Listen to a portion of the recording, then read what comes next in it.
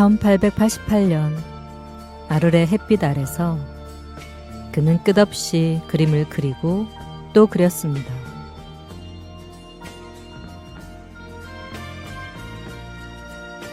밭에서 수확을 하는 농부보다도 더 힘든 하루하루였지만 그의 붓끝은 멈추지 않았죠.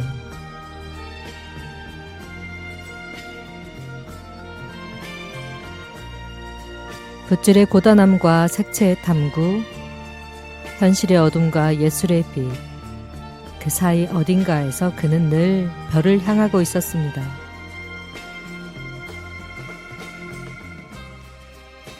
언제쯤이면 마음속으로 그려왔던 별이 빛나는 하늘을 진짜로 그릴 수 있을까?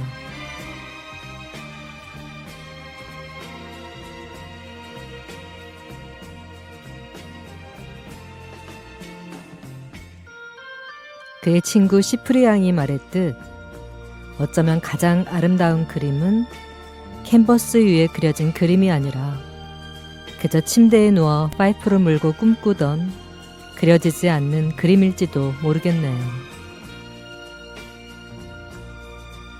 별까지 가려면 죽음을 맞이해야 한다던 그의 말처럼 삶은 그에게 너무나 치열한 여행이었습니다. 하지만 우리는 알고 있죠. 그가 남긴 수많은 작품들이 지금 이 순간에도 영원히 반짝이며 그의 영혼을 대신해 별이 되어 우리 곁을 지키고 있다는 것을요. 지금 별이 빛나는 밤 하늘 아래서 그의 이야기를 시작합니다.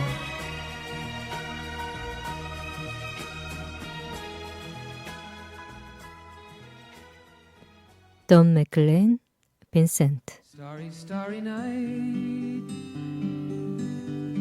Paint your palette blue and gray. Look out on a summer's day with eyes that know the darkness in my soul. Shadows on the hills. Sketch the trees and the daffodils. Catch the breeze and the winter chills in colors on the snowy linen land. Now I understand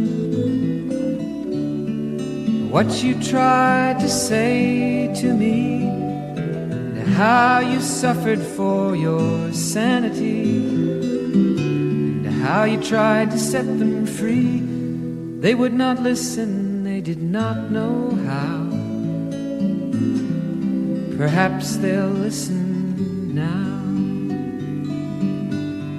Starry, starry night. Flaming flowers that brightly blaze. Swirling clouds in violet haze reflect in Vincent's eyes of china blue. Colors changing hue.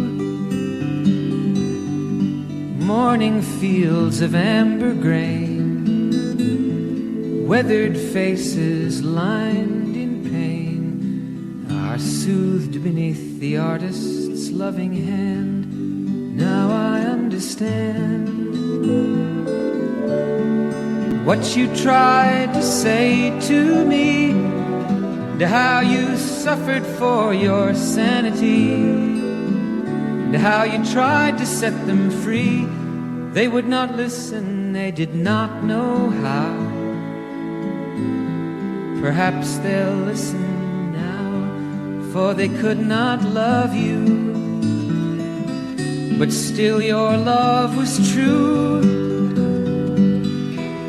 And when no hope was left inside on that starry, starry night, you took your life as lovers often do. But I could have told you, Vincent, this world was never meant for one as beautiful as you. Starry, starry night.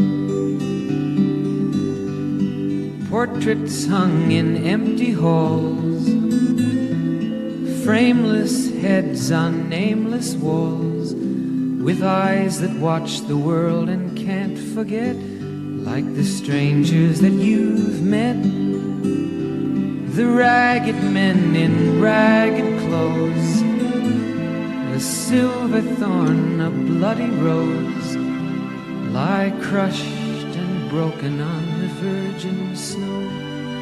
Now I think I know what you tried to say to me, and how you suffered for your sanity, and how you tried to set them free. They would not listen, they're not listening still. Perhaps they never will.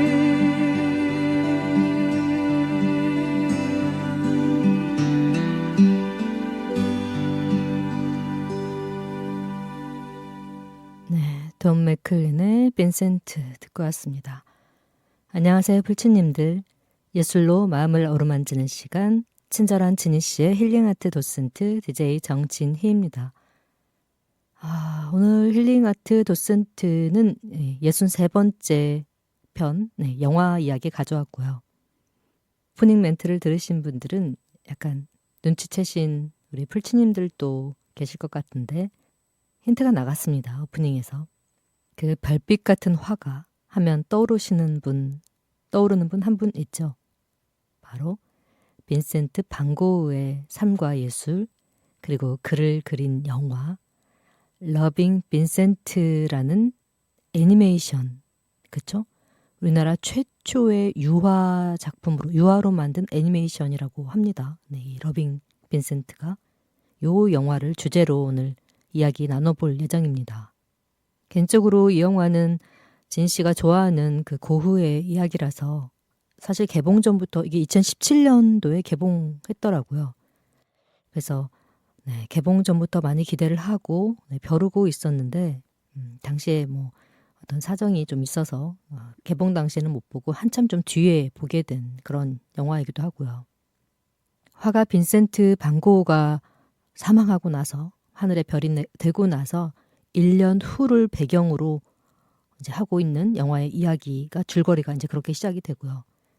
스크린 위에서 살아 숨쉬는 유화를 고흐의 붓터치 하나하나가 그대로 영상이 되어 흐르는 듯한 그 신비한 느낌은 충격을 넘어 경이로움 그 자체였는데요.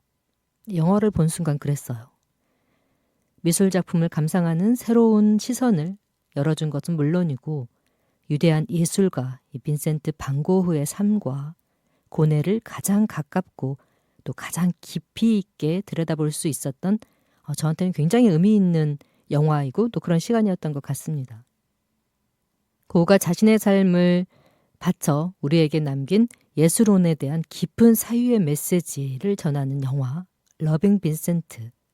우리 풀치님들 많이들 보셨을까 모르겠네요. 약간 호불호가 갈리는 분야라서, 예술 영화라서 오늘 방송 들으시는 동안 여러분의 마음속에서도 이 고흐의 붓질처럼 강렬한 감동의 물결이 일렁이길 바라봅니다.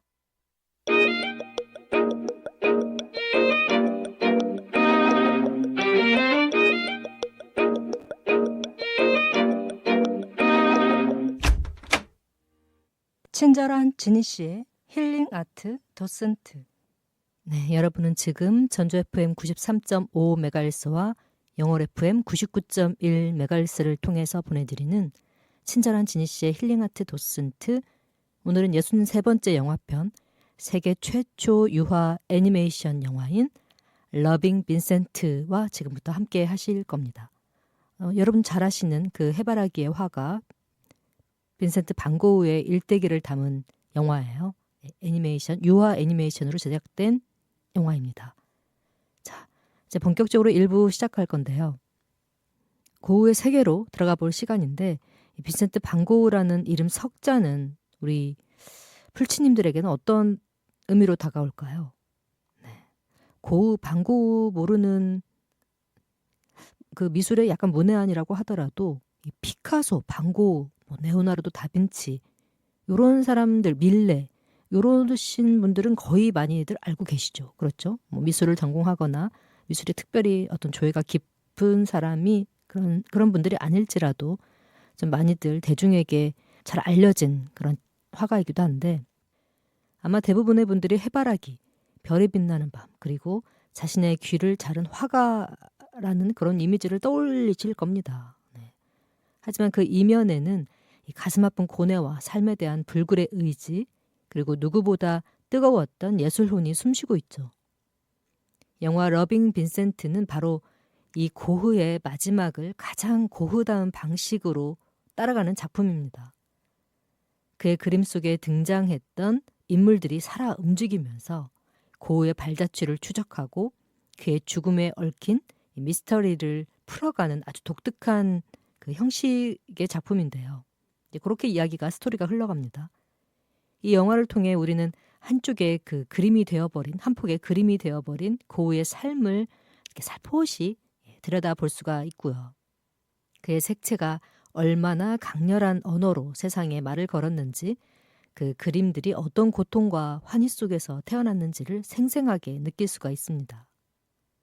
이 영화는 단순히 고흐의 그 그림을 차용한 것이라기보다는 무려 10여 년이라는 제작 기간 동안 107명의 화가들이 참여를 했고 6만 5천여 점에 달하는 유화 그 프레임으로 완성시킨 세계 최초의, 좀 전에도 말씀을 드렸지만 최초의 유화 애니메이션이라는 점에서 그 의미가 좀 크다고 할 수 있겠고요.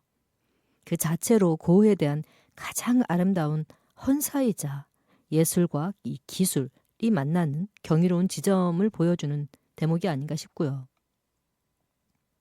영화는 빈센트 반 고흐가 생을 마감한 지 1년 뒤인 1891년을 배경으로 시작합니다. 주인공은 고흐의 단골 우체부였던 롤랭의 아들, 아르망 롤랭인데요. 그는 아버지의 부탁으로 고흐의 마지막 편지를 그의 동생인 테오에게 전하러 가는 길을 떠납니다. 이제 전하러 길을 떠나는 거죠. 하지만 안타깝게도 테오는 이미 고흐를 따라 세상을 떠난 뒤였고요. 이 사실을 알게 된 아르망은 고흐의 편지를 받을 만한 다른 사람을 찾아 그의 생의 마지막을 함께했던 사람들을 이제 만나게 됩니다. 이 과정에서 아르망은 고흐의 죽음에 대한 의문을 품게 되고요. 영화의 스토리는 아르망이 만나는 여러 인물들과의 대화를 통해 고흐의 삶을 추적하는 방식으로 전개됩니다. 고흐가 지냈던 그 아르레 여관 주인 딸인 아들린 라브의 주치의였던 가세 박사와 그의 딸 마르그리트, 그것도 뱃사공, 또 심지어 고흐에게 물감을 팔던 상점 주인까지, 이 모든 인물들은 고흐의 실제 그림 속에 등장했던 모델들이라는 점에서 이 영화의 깊이를 더하고 있는데요. 실제 그 작품 가세 박사의 초상화도 있죠. 보면 아르레 여인이라고 해서 여관의 그 주인인 여성분도 또 그림이 있기도 하고요. 이 아르망은 이들의 증언을 통해 고흐의 생전 모습과 마지막 순간에 대한 어떤 단편적인 기억들을 맞춰 나가고, 관객들은 이 파편적인 정보를 통해 고흐라는 인물을 입체적으로 이해하게 됩니다. 마치 그 고흐의 그림을 보듯이 그가 살았던 시대의 분위기, 그리고 그 속에서 고흐가 느꼈던 감정들이 이 파스텔 톤처럼 부드럽게 스며드는 그런 이제 느낌이 드는 영화인데요. 특히 흥미로운 점은 영화 속 과거 그 회상 장면은 고흐의 자화상이나 당시 유행했던 흑백 사진을 연상시키는 모노크롬, 다시 말해 흑백 화면으로 처리가 된다는 점인데요. 이제 반면에 이 아르망이 현재를 살아가면서 고흐의 발자취를 쫓는 장면들, 그러니까 이것도 사실은 과거죠. 과거의 장면들을 쫓는 거니까. 근데 같은 과거인데도 이 장면은 고흐의 그림 속 그 강렬한 색채로 채워진다는 거죠. 이게 좀 다릅니다. 그냥 회상신에서는 약간 그 흑백톤의 화면으로 처리가 되지만 아르망이 현재를 살아가면서 고흐의 발자취를 이제 쫓아가는 그의 죽음에 대한 그 미스터리를 풀기 위해서 이제 그 과거를 이제 헤집고 다니는 그 장면에서는 흑백톤이 아닌 고우의 그림 속에 강렬한 색채가 이제 나오는 거죠. 영상으로 이제 뿜어져 나오는 건데, 이제 이런 대비는 고우의 그림이 그의 삶 그 자체였다는 것을, 그리고 또 그 그림들이 지금 현재 우리가 살고 있는 지금 이 순간에도 우리에게 강렬하게 어떤 메시지를 주고 있다는 것을 이제 시각적으로 강조하는 그런 장치로 활용이 된 것 같고요. 또한 독특한 연출 방식은 고우가 그림에 담으려 했던 내면의 풍경을 고스란히 관객들에게 전달하면서 그의 예술을 더 깊이 이해하도록 이끌어주는 그런 역할을 좀 하고 있는 게 아닌가 싶습니다. 이 영화 한 편이 미국 그 미술관 전체의 그 감동을 선사한다고 해도 과언이 아닐 정도로 이 고우의 붓질이 마치 제 눈앞에서 이렇게 붓질을 막 하고 있는 것 같은, 펼쳐지는 듯한 그런 약간 착각에, 황홀경에 빠져들게 저는 되더라고요. 저 같은 경우에는. 그게 뭐라고 하죠? 정말 영화 화면으로 제가 그 속에 들어가 있는 느낌. 네. 정말 이게 현실인지 상상인지 이게 구분이 안 될 정도로 굉장히 정말 황홀한 느낌을 받았어요. 이 영화를 보면서. 네. 여러분들도 꼭 한번 보시길 추천드릴게요. 또 한 인물의 일대기를 그린 작품들은 대체적으로 전개가 좀 단조로운 편인데, 이 영화는 좀 다릅니다. 기존의 그 어떤 한 사람의 그 일대기를 다룬 그런 전기 작품하고는 그 연출 면에서, 영화 연출 면에서 조금 좀 다르게 저한테는 와닿았는데, 고우가 죽은 후부터 시작하는 것도 그렇고, 이미 이제 사망한 후부터 이제 이게 시작이 되는 거죠. 전개 방식이 그래요. 또 그 자신이 아닌 제3자가 그의 죽음의 비밀을 이제 쫓아가면서 그 주위 사람들이 들려주는 고우에 대한 묘사와 그 이야기들로 과거의 장면이 전개되는 게 저는 특히 이제 좀 인상 깊었고요. 그리고 주위 사람들의 그에 대한 묘사와 죽음에 대한 어떤 상황 설명이 다 다르다는 점. 사람마다 다 다른 거예요, 이게. 예. 앞뒤가 안 맞는 진술에 혼란스러워하는 그 아르망의 모습도 보면서 좀 흥미진진하더라고요. 네. 가만히 있어도 아름다운 그림들이 움직이기까지 하니 눈이 황홀하고 숨어있는 그림들을 하나하나 또 찾아내는 재미까지 있는 러빙 빈센트입니다. 배트 미들러, 로즈, 오혁이 부르는 소녀 두 곡 듣고 올게요.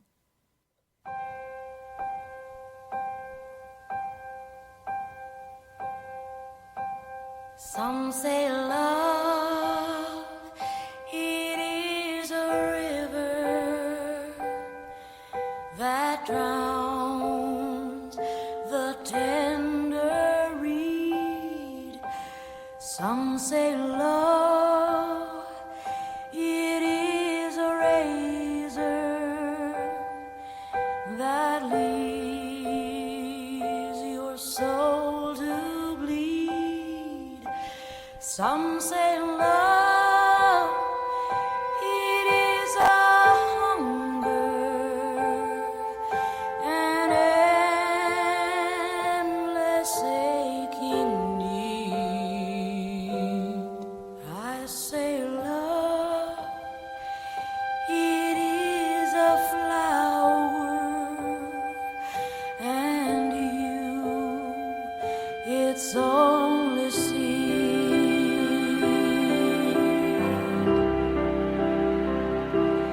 It's the heart afraid of breaking that never learns to dance. It's the dream afraid of waking that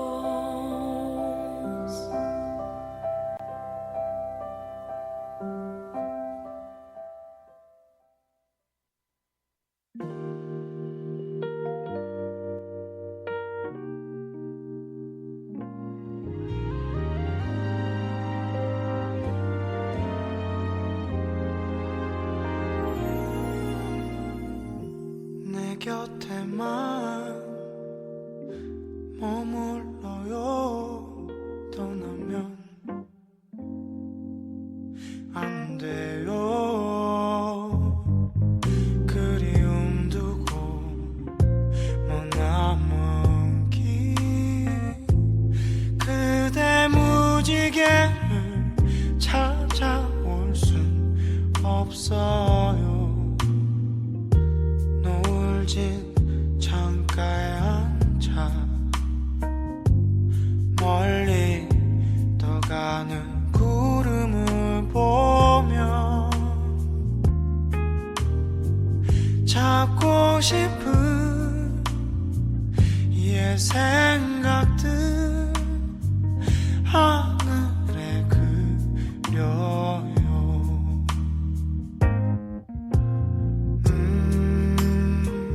불어오는 차가운 바람 속에 그대 외로워 울지마. 나 항상 그대 곁에 머물겠어요. 떠나지 않아요.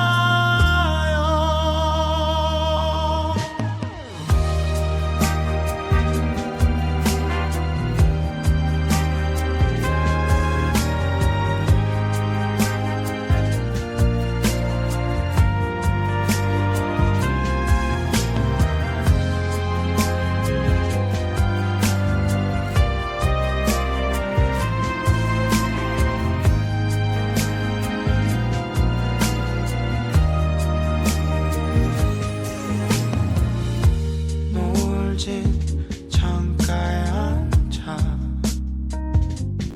멀리 떠가는 구름을 보며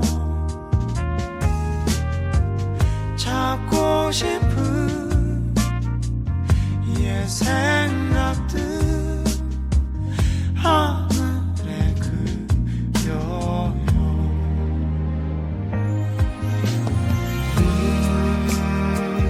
불어오는 차가운 바람 속에 그대 외로워 울지마. 나 항상 그대 곁에 머물겠어요. 떠나지 않아요.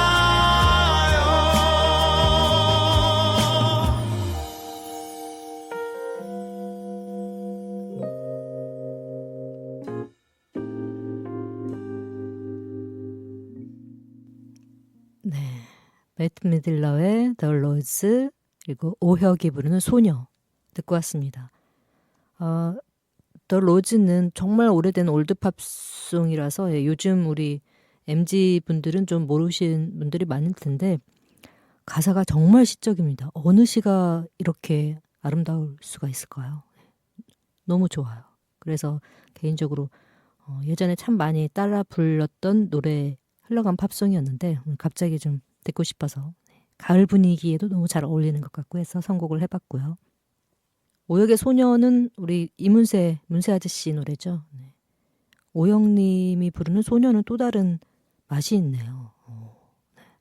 느낌이 다른데 뭔가 다른데 또 좋고 두 분 다 매력이 다르시니까 다 좋네요. 이 버전도 좋고 저 버전도 좋고.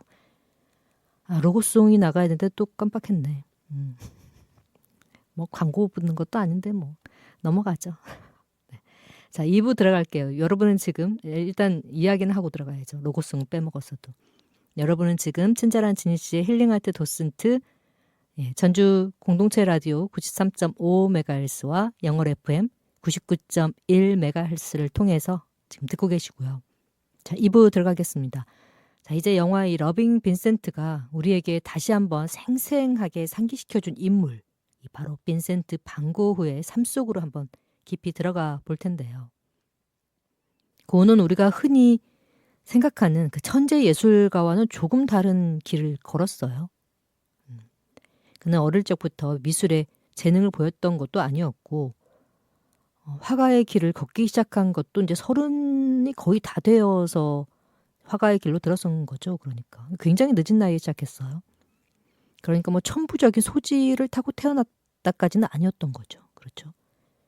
노력파, 완전 노력파인데 30살에 예술의 길에 뛰어들어서 고작 10년 남짓 그림을 그렸고 그 짧은 기간 동안 무려 2000여 점의 작품을 남겼다는 사실은 그가 얼마나 뜨겁고 치열하게 자신의 삶과 또 예술에 몰두했는지를 짐작케 합니다. 고의 삶은 가난과 좌절의 연속이었다고 해도 과언이 아닌데요. 목사님이셨어요, 아버님께서. 네, 부친께서. 목사의 아들로 태어났지만 전도사와 미술품 판매원을 거쳐 화가가 되기까지 고의 길은 늘 험난했습니다. 파란만장했어요. 특히 사람들과의 관계는 그에게 항상 어려운 딜레마였는데 이 타고난 예민함, 까칠함과 또 욱하는 감정 때문에 B형이었나? 사람들과는 쉽게 어울리지 못하고 깊은 외로움과 고독 속에서 지냈다고 합니다. 약간 인상이 까칠해 보이긴 하잖아요. 그 초상화 보면.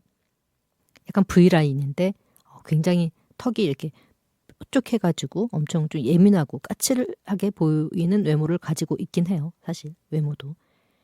자신의 마음을 알아주는 단 한 명의 친구는 동생 태호밖에 없었죠. 태호의 존재는 고에게 삶의 유일한 지지대였죠. 지지대. 버팀목이고 친구이자 동생이자. 그렇죠. 태호는 고우의 정신적 버팀목이자 유일한 후연자였으며 고우가 남긴 이 수많은 편지들을 대부분 편지들 중에서 이제 고우의 영혼의 편지가 있잖아요. 그 책이 나왔는데 대부분의 편지는 그 80%가 거의 동생 태호에게 보내진 것들이었고 이제 그 편지 속에는 그의 작품 세계 그리고 인간 관계와 같은 그 고뇌가 고스란히 또 담겨 있습니다. 고우의 그림을 보면 알 수 있듯이 그는 세상의 모든 색채를 자신만의 방식으로 이제 표현하려고 했는데 특히 이 남프랑스의 뜨거운 햇살과 강렬한 색감에 매료되어서 아르리라는 작은 마을로 향했고 그곳에서 그 유명한 노란 집 옐로우하우스에 머물면서 예술과 공동체를 꿈꿔 나갑니다.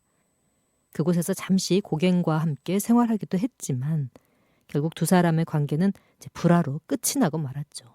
예술적 견해가 좀 달랐어요. 그림을 그리는 방식이라던가 이런 것들 때문에 이제 싸우다가 말다툼이 커져서 결국에 이제 귀까지 자르는 자해 사건까지 벌어진 거죠.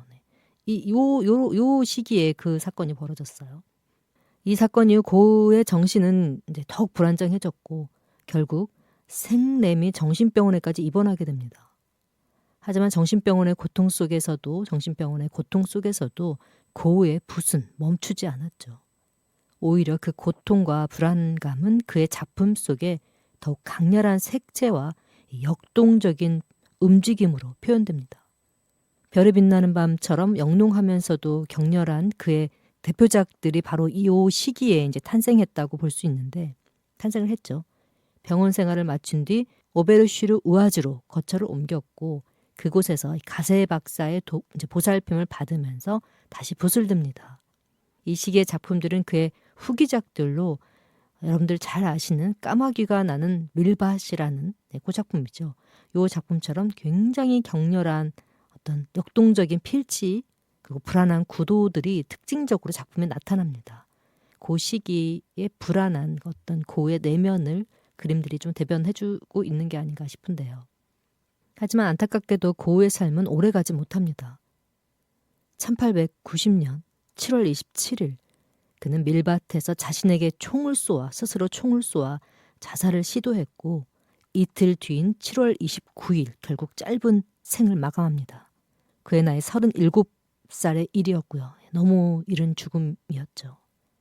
고우의 죽음은 지금도 미스터리로 남아있는데 과연 그는 정말 스스로 생을 마감한 것일까요? 아니면 누군가에 의해 살해당한 것일까요? 영화 러빙 빈센트는 바로 이 질문에서 출발해서 고우의 마지막 발자취를 따라가며 그의 삶과 죽음을 다시 한번 돌아보게 합니다. 그의 삶은 어쩌면 행복과는 거리가 멀었을지도 모릅니다. 그렇죠. 하지만 그의 붓질은 언제나 희망과 열정으로 가득 차 있었는데 고우는 자신의 그림을 통해 슬픔은 영원할 것이다 라고 말했지만 절망적인 이야기를 했지만 그 속에서는 한 줄기 빛을 찾으려 했던 진정한 예술가이기도 했습니다. 이처럼 고통과 고뇌 속에서도 끝없이 예술을 추구했던 고우의 삶은 그 자체로 우리에게 큰 영감을 주는 한편의 드라마 같은 삶이었네요. 불완전함 속에서 피어나는 완전한 아름다움이라는 역설을 떠올려 봅니다. 범진, 인사, 하동균, 내가 그댈 두 곡 듣고 올게요. 돌아서는 너를 보면 난 아무 말도 할 수 없었고 슬퍼하기엔 짧았던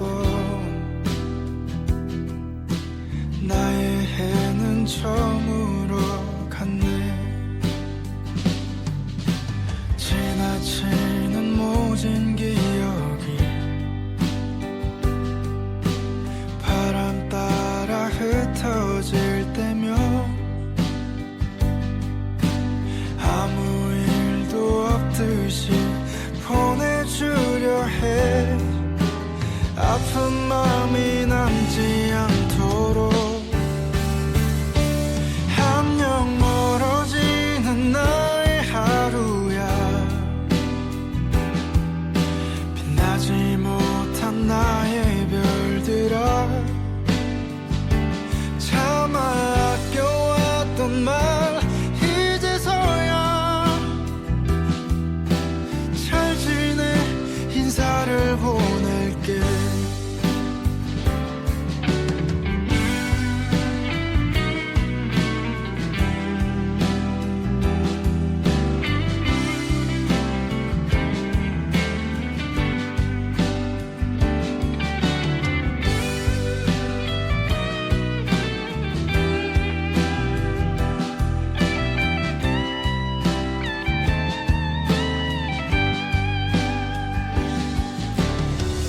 떠나가는 너를 보면 난 아무 말도 할 수 없었고 슬퍼하기엔 짧았던 나의 해는 저물어 갔네. 돌이킬 수 없는 추억이 바람 따라 흩어질 때면 아무 일도 없듯이 보내주려 해. 아픈 마음이 남지 않도록 한영 멀어지는 나의 하루야. 빛나지 못한 나의 별들아, 차마 아껴왔던 말 이제서야 잘 지내 인사를 보낼게.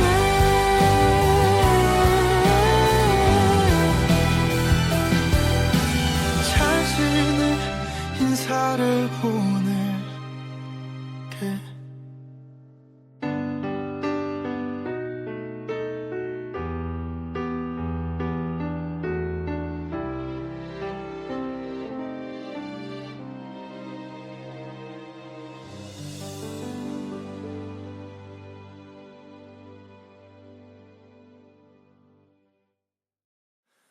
Every time and every day 다신 찾지 않아요.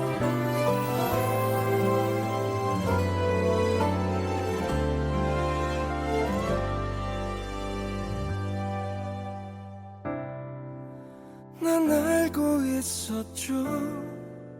나를 떠나려고 준비해 왔던 걸 그때 원망하지 않죠. 이해할 수 있죠. 모자란 나인 걸 알아요. 그대 맘에 난 없죠. 그 그댈 채우기에 나란 사람 평범한 거죠. 그래요 이런 날이 온 거죠. 끝내 나 그대 맘에 들지 못한 건가요? 내가 그댈 놓아볼게요. 다신 찾지 않아요. 우연히 그댈 보아도 모른 척 할게요. 이제 다른 사람 만나면 이러지는 말아요. 이대로 그 누구도 사랑할 수 없어요.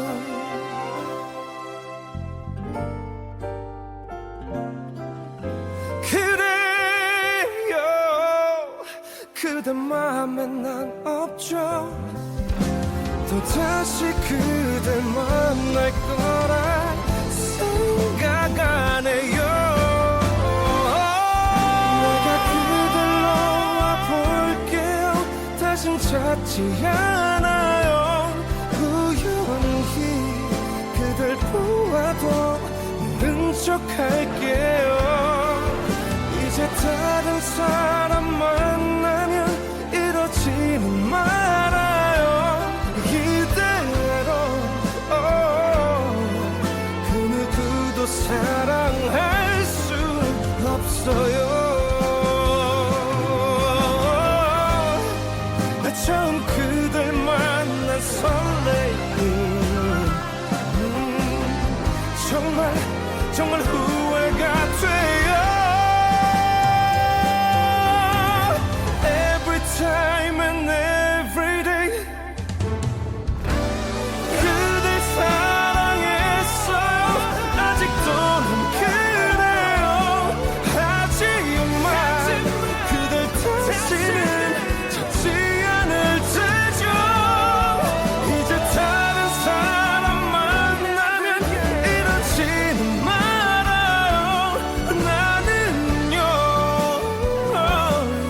사랑할 수 없어요.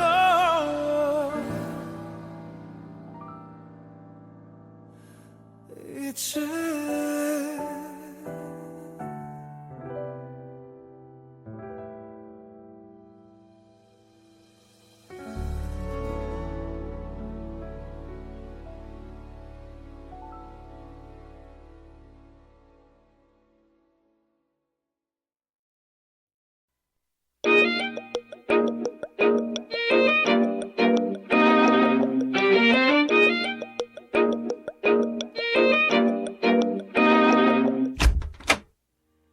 친절한 지니 씨의 힐링 아트 도슨트. 네, 여러분은 지금 친절한 지니 씨의 힐링 아트 도슨트 함께하고 계십니다. 범진의 인사 그리고 하동균의 내가 그댈 두 곡 듣고 왔고요. 3부 이야기 이어갈게요.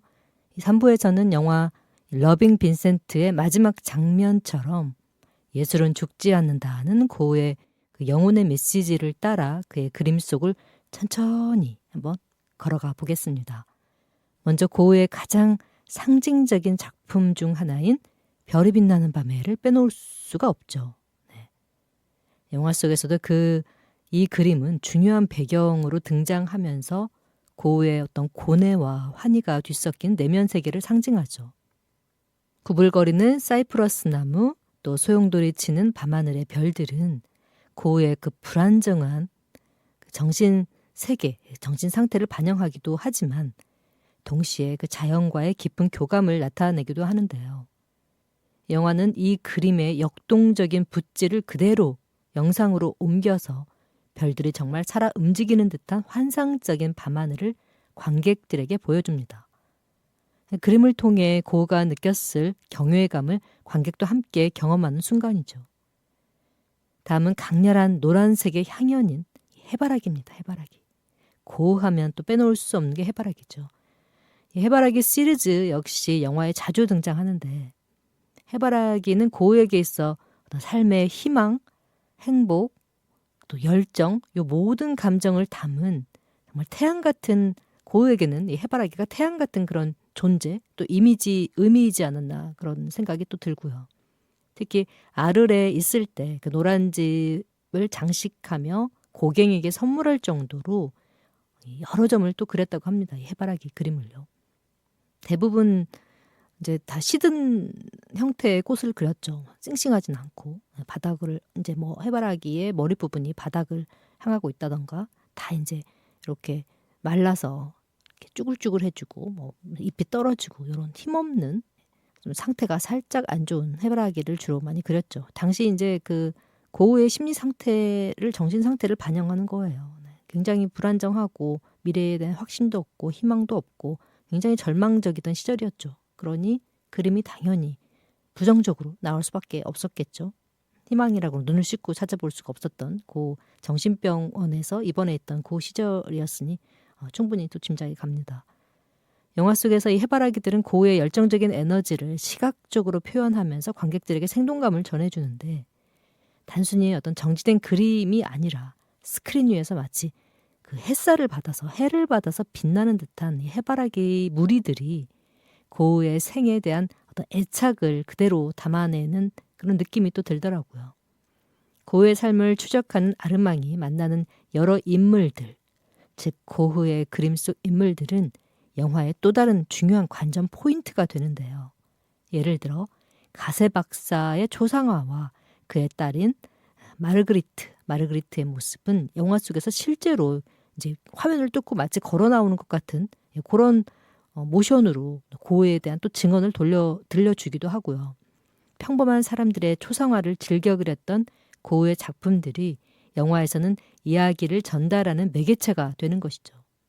덕분에 우리는 그림 감상을 넘어 그림 속 인물들의 표정에서 고흐가 살았던 시대의 인간적인 면모와 그들과의 교감을 또 엿볼 수가 있죠. 또한 아르레 침실처럼 고흐의 개인적인 공간을 그린 작품들 역시 영화 속에서는 그의 삶의 어떤 단면을 보여주는 그 중요한 배경으로 활용이 되고 있고요. 간소하지만 자신의 개성이 뚜렷하게 드러나는 침실 풍경은 고흐가 얼마나 자신의 예술 세계에 몰두하며 살았는지에 대한 그 무언의 메시지를 그림을 통해서 또 우리가 느낄 수가 있습니다. 이처럼 영화는 고흐의 그림들을 단순한 배경으로 사용하는 것을 넘어서 스토리텔링의 핵심 요소로 활용하면서 관객들이 그림의 의미를 더욱 깊이 파악할 수 있도록 도와주는 그런 역할을 또 하고 있고요. 마지막으로 고흐의 마지막을 상징하는 작품으로 자주 언급된 그 까마귀가 나는 밀밭이라는 작품입니다. 이 작품은 이야기하지 않을 수가 없는데 불안하게 휘몰아치는 밀밭과 그 위를 마구 날아다니는 질서 없이 무질서하게 날아다니는 까마귀 떼는 고흐의 불안한 심리 상태를 대변하는 듯합니다. 이 작품은 그의 절망감과 고독을 담고 있다고 해석이 되기도 하는데요. 영화 속에서 이 그림은 고흐의 죽음이라는 비극적인 결말을 암시하는 강렬한 이미지로 다가옵니다. 실제로 고흐가 죽고 나서 사망하고 나서 그 까마귀가 날아다니던 그 밀밭 사이로 해서 편백나무 숲을 지나서 그래서 장례식을 이렇게 거행을 했다는 그런 제가 글을 읽은 적이 있어요. 늘 자신이 그림을 그리고 다니던 그 길로 결국은 이제 마지막 길을 간 거죠. 하지만 한편으로는 또 그 절망 속에서도 고흐가 끝까지 붓을 놓지 않았다는 이 아티스트로서의 위대함을 또 동시에 보여주기도 합니다.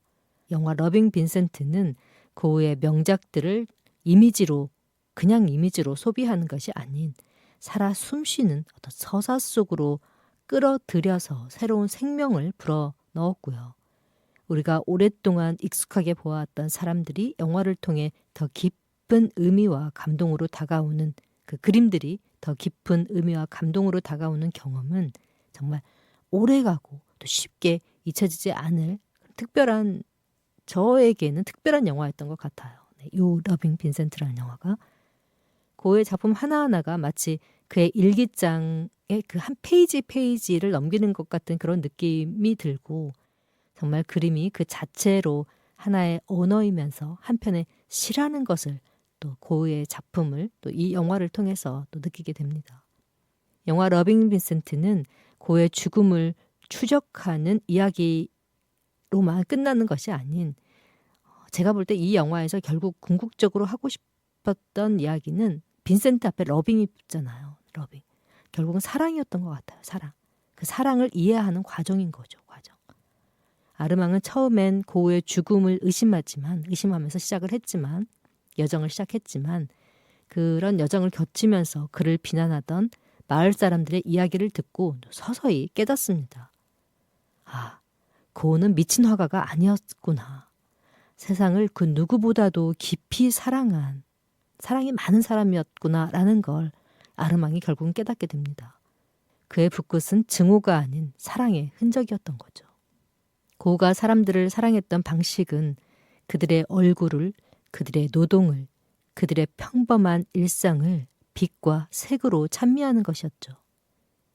그래서 영화의 마지막 자막이 이렇게 말합니다. 그건 그가 우리를 먼저 사랑했기 때문입니다. 먼저 사랑을 주었던 거죠. 항상 먼저 손을 내밀고 먼저 친절을 베풀고 먼저 배려해주고 참 따스운 사람이었던 것 같아요. 우리 고우님께서.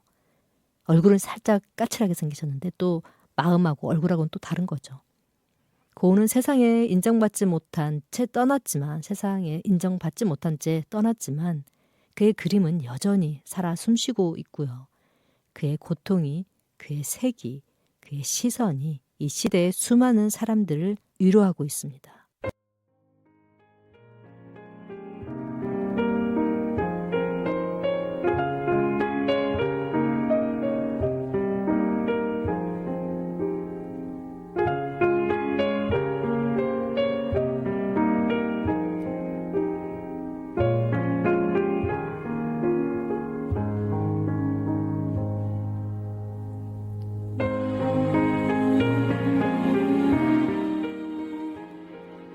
모든 사람, 모든 사건, 모든 상황은 사실 당신의 고요함 위에 드리워진 그림자에 불과하다.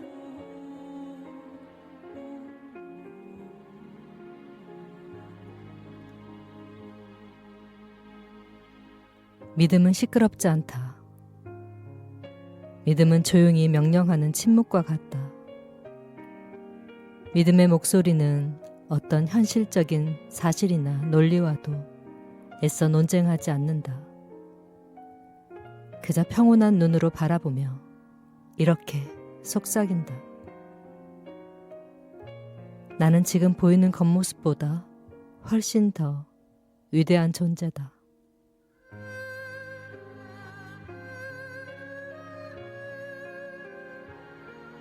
삶이 아무리 불확실해 보여도 우리 마음만은 늘 평온한 상태를 유지하는 것. 이것이 바로 진정한 기적이라고 할 수 있다. 이것은 우리가 억지로 일으키는 변화가 아니다.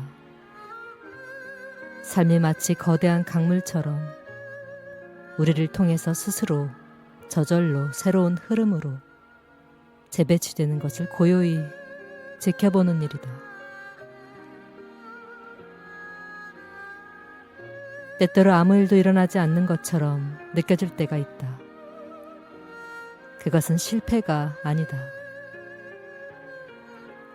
오히려 당신이 상황을 온전히 지배하고 있다는 증거다.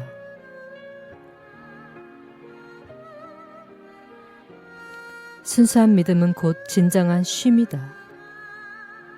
여기서 쉰다는 것은 아무것도 하지 않고 포기한다는 뜻이 아니다.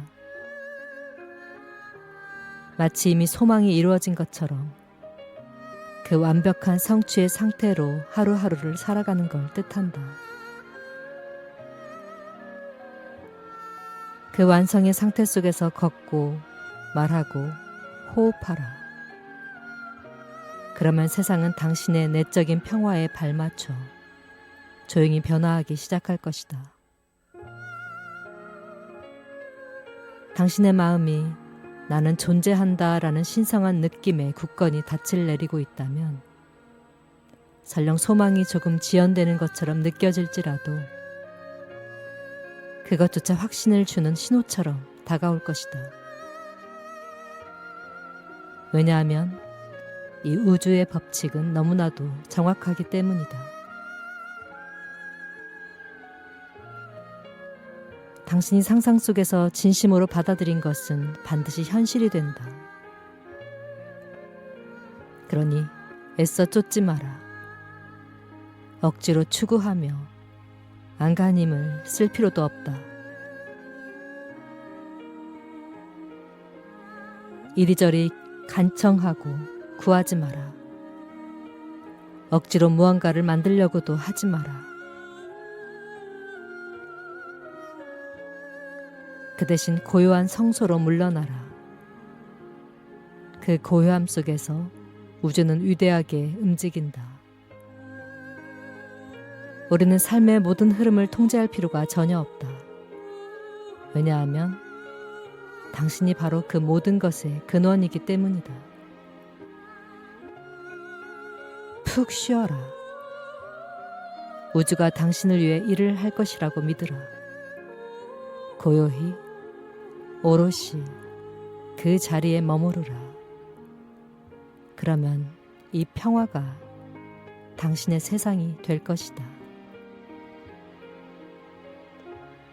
지금 이 순간 당신의 삶 속에서 두려움 대신 용기를, 시끄러운 소음 대신 고요함을, 애써 싸우는 투쟁 대신 영원한 평화를 선택하겠노라고 마음속으로 선언해보라.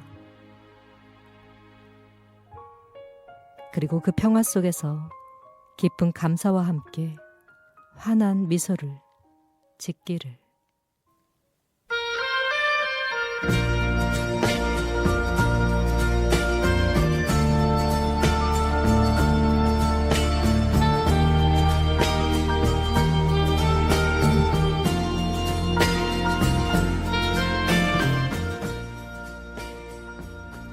고우의 삶은 비극적이었지만 그의 붓질은 마지막까지 희망과 생명의 에너지를 담고 있습니다.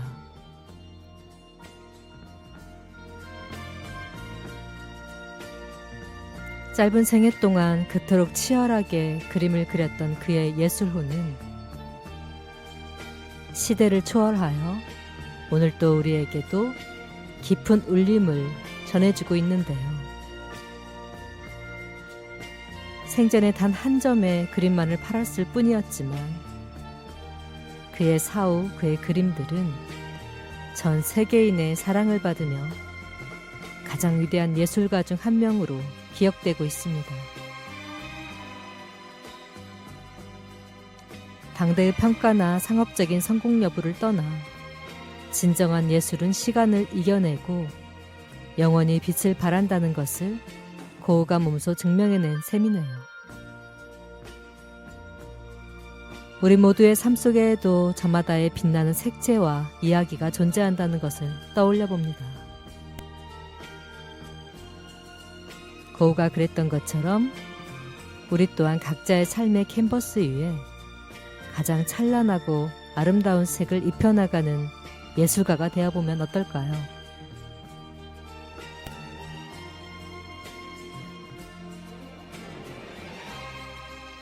지금까지 친절한 지니씨의 힐링아트 도슨트 DJ 정진이었습니다. 지니씨는 다음 시간에 또 더 유익하고 재미있는 예술 이야기로 먼저 와서 기다릴게요. 감사합니다. 덕분입니다.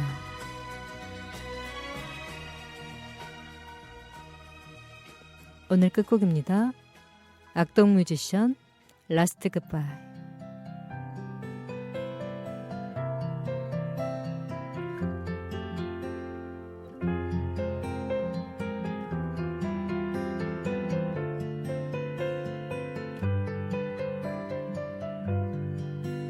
별 하나 있고 너 하나 있는 그곳이 내 오랜 밤이었어. 사랑해란 말이 머뭇거리여도 거짓은 없었어.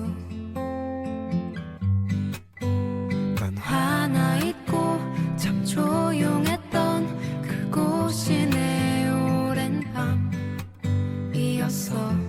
어둠 속에서도 잠 이루지 못해 흐느껴오는 너의 목소리. 그대 곁